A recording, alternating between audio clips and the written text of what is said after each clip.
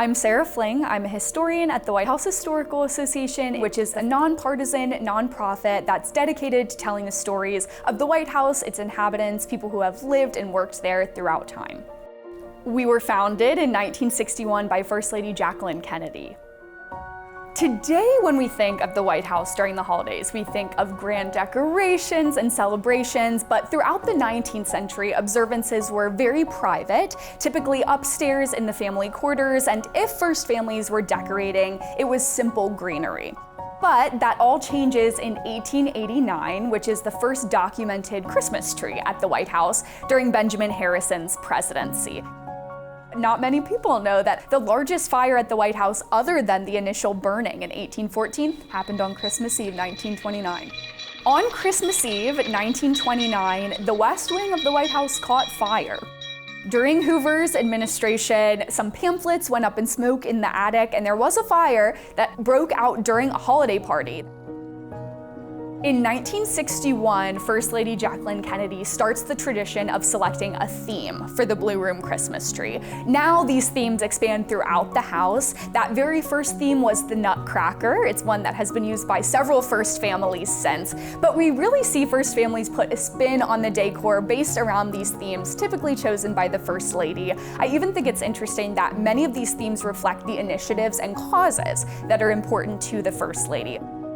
Typically, we see that each first family outdoes their predecessor with the number of trees that they have throughout the White House, or outdoes themselves the year before. So each year, more and more trees are strewn about the White House in different rooms, and we're coming close to 100 trees as the record.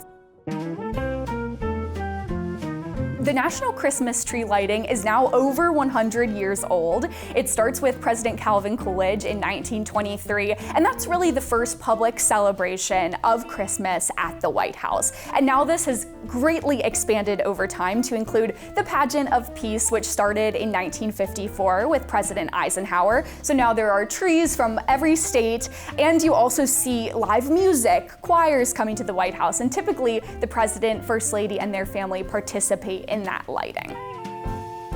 The White House gingerbread house dates to 1969, so we've seen many gingerbread houses throughout the year. This is done by the incredible team of chefs in the White House kitchens, and they put together different gingerbread houses every year. Sometimes we see that traditional German A-frame type of house. Sometimes we see the White House itself made out of gingerbread, other national landmarks, or important things happening throughout the globe at the time. So the gingerbread house is one of the really grand, exciting things to see unveiled every year, and that's typically in the state dining room of the White House.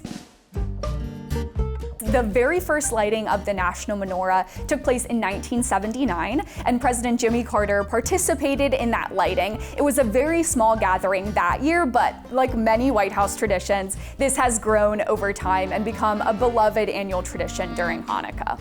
Later, during the Clinton administration in 1993, the very first lighting of a menorah at the White House. He lights a menorah in the Oval Office. But then we see an expansion into celebrations in 2001 with President George W. Bush. He holds not only a menorah lighting in the residence at the White House, downstairs in the main mansion, but also a celebration that features live music, traditional cuisine, and activities. And this has become another annual tradition during the holiday each year.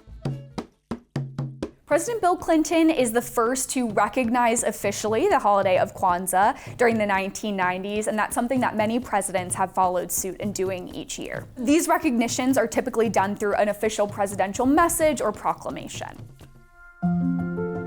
I have to say, in terms of public visitation to the White House during the holidays, something that's more interesting than these Christmas celebrations is the New Year's Day reception. So throughout the 19th century, even though most first families had private Christmas celebrations, on New Year's Day from 1801 to 1932, thousands of people could line up outside the doors of the White House, wait in line to come inside and shake the President and First Lady's hand.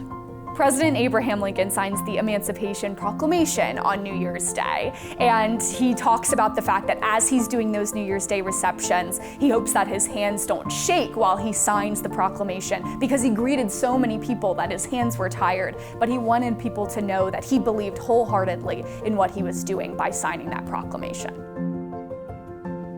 There are so many things, really, and it's so interesting. You can see the personalities of first families really come out in the way that they choose to celebrate, where they do these celebrations, how they decorate for the holiday.